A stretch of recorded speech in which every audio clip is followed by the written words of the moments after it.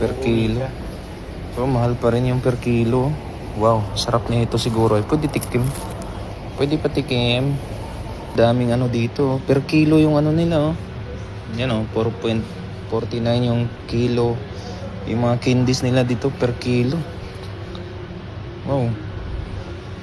Yung isang kilo niyan, marami na yan. Ito, mga chocolates. Ayan, mga chocolates, pero bawal tayo dyan. Bawal tayo dyan kasi masisira yung ngipin natin. Guys, iba't ibang klase ng ano, ng kamatis. Ayan, oh. Yan, kamatis. Grabe, ang laki ng kamatis na to.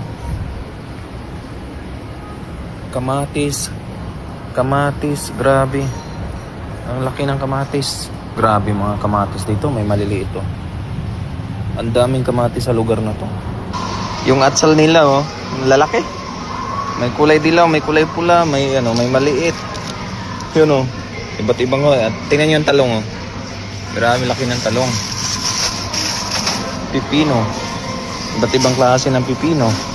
Hindi pala ako matigil sa pagkakape kasi meron din palang Nescafe dito. Oh. 4.99. So itong isang pack na to nasa ano na to, halos 5 euro. Ewan ko kung ito ang presyo, ito o ito.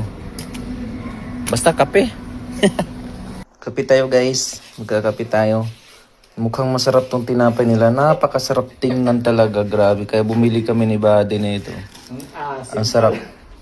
So ngayon tinikpan ko ngayon. Parang, ay nako, ewan. Kape tayo. Yung kape ko, hinati ko lang. Ngayon, kalahating baso lang para may pantimpla tayo bukas ng umaga.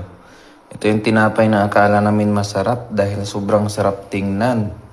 Pero kung kainin, ay nako, ewan. Hindi maintindihan ng lasa. Ang sama ng lasa.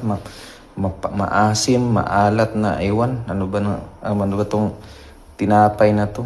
Hindi maintindihan kung anong lasa. Basta pangit ang lasa.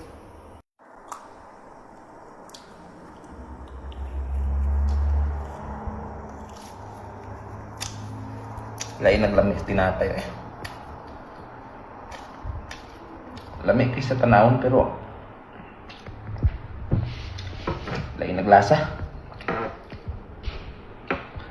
Tsaga-tsaga na lang talaga kay sayang man to, di tapon.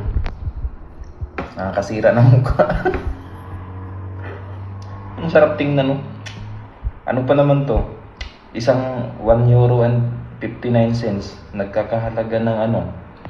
120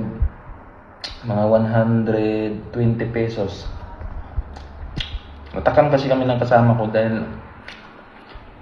sarap siguro mga tinapay dito dahil ang ganda tingnan eh, pero grabe pangit ng lasa, pure gaba.